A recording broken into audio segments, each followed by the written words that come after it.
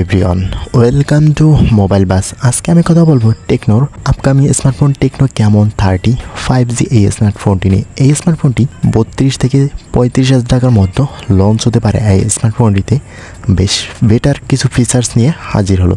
তো চলুন জেনে নেওয়া যাক স্মার্টফোনটি সম্পর্কে বিস্তারিত।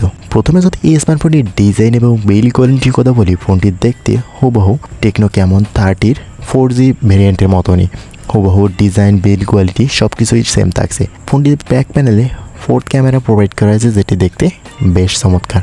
ফ্রন্ট ফেসিং একটি ডট নচ ডিসপ্লে প্রোভাইড করা হয়েছে, একেবারে অসাধারণই বলা যায়। ফোনটির থিকনেস 7.8 মিলিমিটার এবং ফোনটি থাকবে 3টি কালারে, ব্যাসাল্টিক ডার্ক এবং সাল্ট হোয়াইটের সাথে ইমোরাল্ড লেক গ্রিন কালারে। ওভার ফোনটির কালারগুলো চমৎকার এবং ব্যাক প্যানেল এবং ব্যাক শেলের ডিজাইনটাও অসাধারণ বলা যায়। থাকছে না কোনো ওয়াটার রেজিস্ট্যান্সের সুবিধা, তবে প্রয়োজন ছিল এটা দেওয়ার। এরপরে স্মার্টফোনটি ডিসপ্লে সেকশনে ফোনটিতে অফার করেছে 6.78 ইঞ্চের একটি অ্যামোলেড 120Hz রিফ্রেশ রেটের ডিসপ্লে, যেখানে 1080x2436 পিক্সেল রেজোলিউশনের ডিসপ্লে প্রোভাইড করা হয়েছে এবং 393 ppi ডেনসিটি থাকছে অলওয়েজ অন ডিসপ্লে, যেটি বেটার থাকছে। বড়সড় ডিসপ্লে, অ্যামোলেড এবং 120Hz রিফ্রেশ রেট ব্যাটারি থাকছে।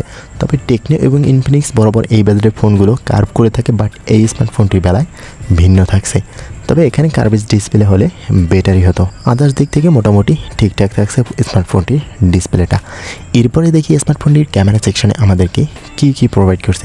ফোনটির ব্যাক প্যানেলের ক্যামেরায় 50 মেগাপিক্সেলের মেইন ক্যামেরার সাথে 2 মেগাপিক্সেলের ডেপথ সেন্সর, ফ্রন্ট ফেসিংয়ে একটি 50 মেগাপিক্সেলের সেলফি শুটার প্রোভাইড করা হয়েছে। থাকছে ডুয়াল এলইডি ফ্ল্যাশ ফ্রন্ট ফেসিংয়ে। ফোনটির ব্যাক এবং ফ্রন্ট দিয়ে 1080p 30fps রেজুলেশনে ভিডিও রেকর্ড করা যাবে। ওভারঅল যদি ফোনটি ক্যামেরা সেকশনের দিকে তাকাই, তাহলে বাজেট অনুযায়ী ক্যামেরা সেকশনে কিছুটা ঘাটতি থাকছে।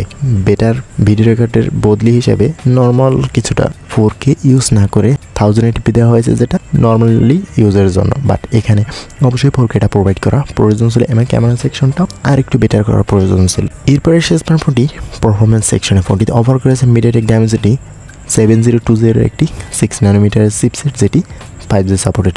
সিপিইউ হিসেবে থাকছে 2.2 GHz অক্টা-কোর এবং জিপিইউ হিসেবে থাকছে IMG BXM256 এবং ফোনটি র্যাম হিসেবে থাকবে 8GB 12GB এবং স্টোরেজ হিসেবে থাকবে 256GB 512GB পর্যন্ত। থাকবে না মেমোরি কার্ড ইউজ করার মতন কোনো সুবিধা। ফোনটি রান করবে iOS 14 সাথে অ্যান্ড্রয়েড 14। তো ওভারঅল পারফরমেন্স সেকশনটা বেটার থাকছে এই বাজেটে। 5G এবং বেটার প্রসেসর এবং র্যামের দিক থেকেও বেটার থাকছে।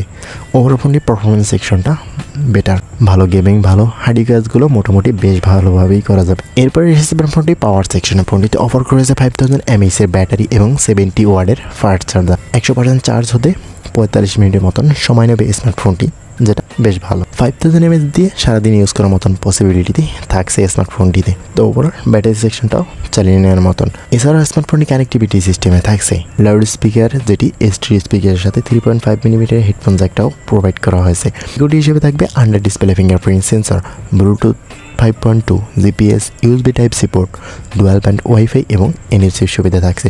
তো এই স্মার্টফোনটি যদি 32 থেকে 35,000 টাকার মধ্যে লঞ্চ হয়, সেই ক্ষেত্রে আপনার কাছে কেমন হতে পারে অবশ্যই কমেন্ট করে জানাবেন। আজকের ভিডিওটি এই পর্যন্তই, কথা হবে নেক্সট কোনো ভিডিওতে। ততক্ষণ পর্যন্ত ভালো থাকবেন, সুস্থ থাকবেন। আল্লাহ হাফেজ।